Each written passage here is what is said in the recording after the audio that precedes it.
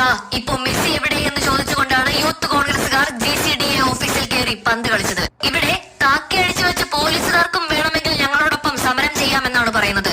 എന്ത് നാശനഷ്ടം വന്നാലും പോലീസ് ആയിരിക്കും ഉത്തരവാദി. GCDA ഓഫീസിനകത്ത് കയറി ഫുട്ബോൾ കളിച്ചുകൊണ്ടായിരുന്നു യൂത്ത് കോൺഗ്രസിന്റെ പ്രതിഷേധം. എന്നാൽ ഒരു കാര്യം പ്രത്യേകം എടുത്തു പറയേണ്ടതുണ്ട്. റിപ്പോർട്ടർ ചാനലിന്റെ ഒരു മൈക്കോ ക്യാമറയോ ആ പരിസരങ്ങളിൽ ഒരിടത്ത് പോലും കാണാനുണ്ടായിരുന്നില്ല. മാങ്കൂട്ടം വിഷയമടക്കം എല്ലാ കഥകളുടെ ഒരു മാലപ്പടക്കം തന്നെ പൊട്ടിച്ച ടീമാണിവർ. പക്ഷെ ഇപ്പൊ വാ തുറക്കാനോ ക്യാമറ പിടിക്കാനോ പറ്റുന്നില്ല. അത്തരത്തിലൊരു പൂട്ടിക്കെട്ടൽ നടത്തിയിരിക്കുകയാണ് യൂത്ത് കോൺഗ്രസ്. അവിടെ പോലീസുകാരോടായി ചില കാര്യങ്ങൾ കൂടി പ്രതിഷേധത്തിനിടയിൽ യൂത്ത് കോൺഗ്രസുകാർ കാര്യമായി തന്നെ വിളിച്ചു പറയുന്നുണ്ട്. ആ വീഡിയോ നമുക്കൊന്ന് കാണാം.